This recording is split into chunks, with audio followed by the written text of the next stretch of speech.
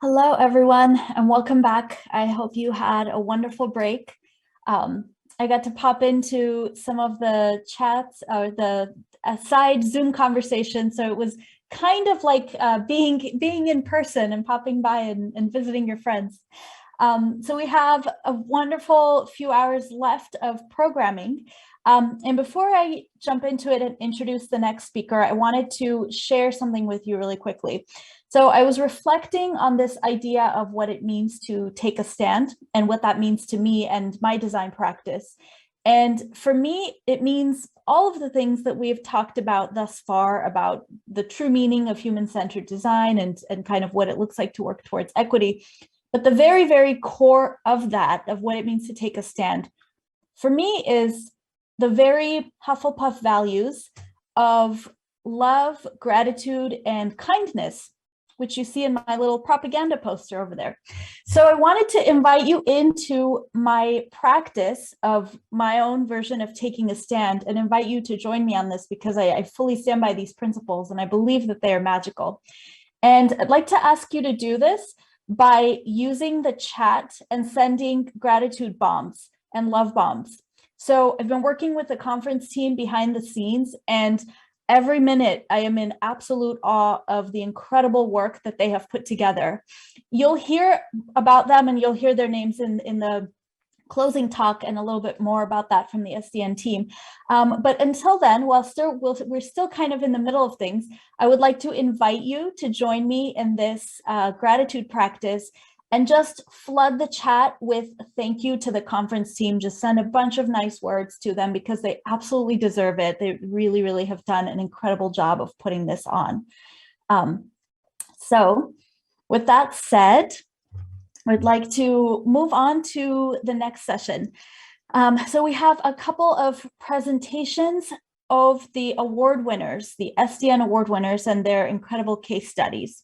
So this next one that we have up is the best student project in the commercial sector. And here to present that project is Catalina Hepp.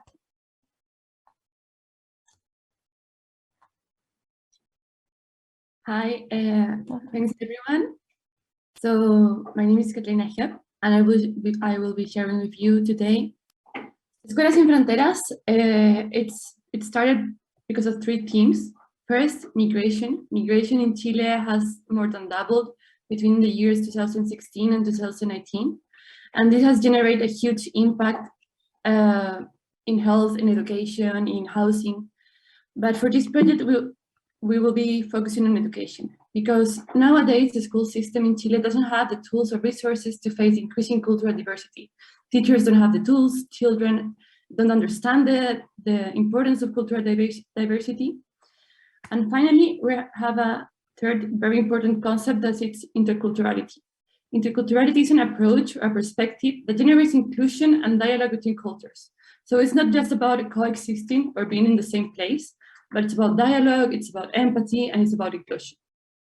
So taking these three very important concepts, the project was divided in was designed using a methodology called Design for Innovation, and it's divided in these 4 steps: inspire, discover, ideate, and deploy.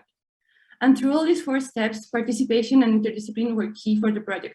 Participation because the design process was carried out not just for the users, but with the users, with teachers, students, and experts. And related to that, experts were included from different disciplines, from education, for interculturality. So the project will have an integrated view and an integrated result. So let's talk about the design process for Escuelas Sin Fronteras. The first step was to understand the context of migrant students and how they were experimenting their coming to the country and to the school system. And this was done by understanding first how students relate, but also who were the main actors in the school, from teachers to directives. Also, what was the state doing about this? The municipalities, the social workers, how they were taking charge of migrant students. And finally, understanding the social background, the neighbors, the community around the schools and the migrant students. And also this was a very important stage because the RIA Fronteras and ONG was a key partner, because they were already doing some workshops in schools and they were really interested in this topic. And we decided to work together and create a new design of the program that will be escalated later to other schools. Also, the key stakeholders were students, directive experts, and teachers, and these actors were later included throughout the design process. So first, we worked with the RIA Fronteras, with the volunteers that actually were in the classroom making the workshops. And we use this really simple journey map as a game. And so they have to go through all the steps and answer some questions and really get to play and talk with each other. And it was one of the first times where volunteers were able to share their experience and to really think about the opportunities or the changes they wanted to see in the classroom. And these sessions were really, really important because we had our first insight. And here, most of the volunteers were actors, and they already informally used theater as a tool in their workshops. But also academic papers, they talk about how theater is key to developing competences like empathy, collaboration, reflection. So we made a link between the capacities already had by the team and this really academic proofs that said that theater was really important for interculturality. Later, we talked with teachers to understand what was their perception on interculturality and racism and discrimination. And this conversation was really hard because teachers, they didn't want to be told they were doing their job wrong, but also they didn't want to talk about racism and discrimination because they didn't want to be judged. So for this part of the project, I came up with an activity called this imaginary profile of a migrant student. So they didn't have to talk about their experiences, but they have to imagine a migrant student in any classroom, in any school, and talk how they behave, how they thought, and what they felt. And this was key because it created a safe space to talk about the possible conflicts that were coming out in the classroom, what were the stereotypes they had in their heads, and do not feel judged, and it prevent them from feeling judged, and they were able to talk with us, but also within each other, how they were facing these conflicts. And here, the team began to understand that these schools were facing many problems. They were vulnerable schools, so they had to deal with drugs, with domestic violence, with bad grades, with behavior conflicts. So interculturality didn't really come first in their list. It was not a problem they were trying to solve. And it was really important for the project to understand this, that it was not the only thing they had to solve. And I thought it was really important because we had to talk to them that this was important and it will have an impact in all of the other problems that we're facing. So interculturality meant behavioral problems, and it actually created violence within the school. So we had to be taken through a systematic approach to really get this visibilization of the intercultural practices. And finally, we talked with students. We asked them to respond a short survey about how they thought interculturality was living in their schools and in their classrooms. And we also asked them to imagine what will the perfect school look like. And here, it was really fun talking to them and understanding their views. But also, we got to know them. We got to talk to these children between 11 and 14 years and understand their experience within the school. And this led to the third insight, and the rethinking or reframing of the creation of user personas. So I usually work with this segmentation of users. So these are the Chilean students, and these are the migrant students. These are the extroverts, these are the introverts. But when I came to the classroom, it didn't make any sense because these are teenagers who behave completely different each day. Some days they love you, some days they hate you. And also because we didn't want to make this division between who is Chilean and who is not.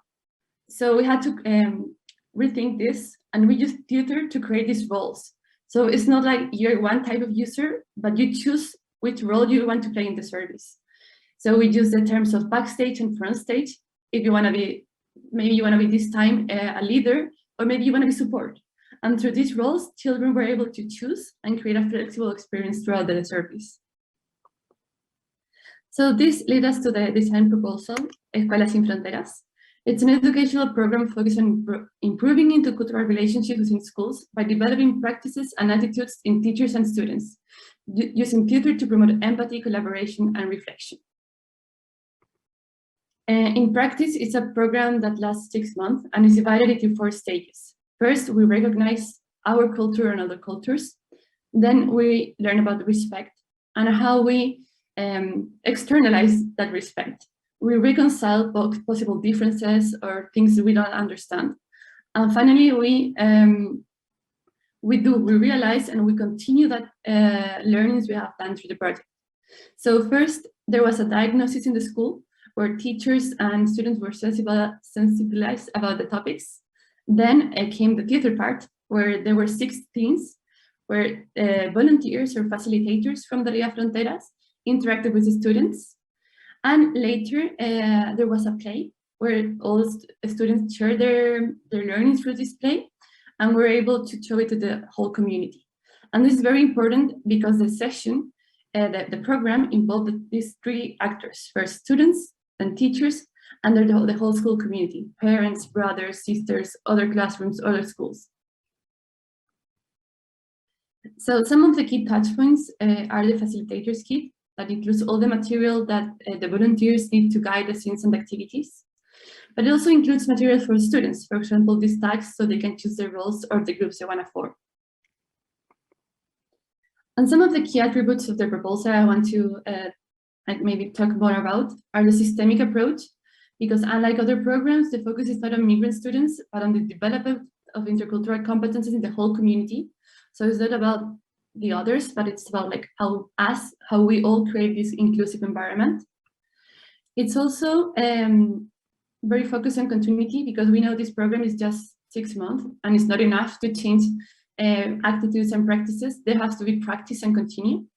So students and teachers are invited to become ambassadors, those students and teachers who want to and who believe in the program. So they can keep promoting inside the school, but also share their experience with other schools and other grades. And finally, adaptability is key, because this program has to be flexible and able to adapt to different contexts and different schools. So not every school in Santiago is going to be the same. They're going to have different issues. They're going to have different numbers of students. So it has to be flexible in that sense, but also has to respect the role each student wants to assume during the program. So to tell you more about the implementation and impact of the project, the Ria Fronteras won a fund for a 6-school pilot during 2019, which was sadly cut short because of the pandemic and some social components in Chile. But some of the preliminary results show an increasing positive perception of migration students and teachers. They also, students were really happy about the program. The program helped them make new friends, and it was a really enjoyable moment for them in their school program.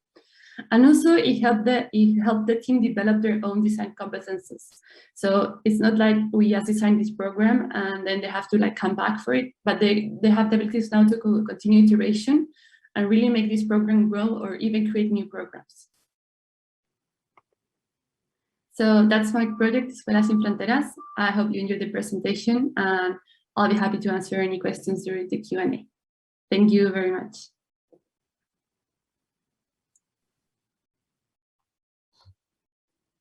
Wonderful. Thank you. Thank you so much for that, Catalina.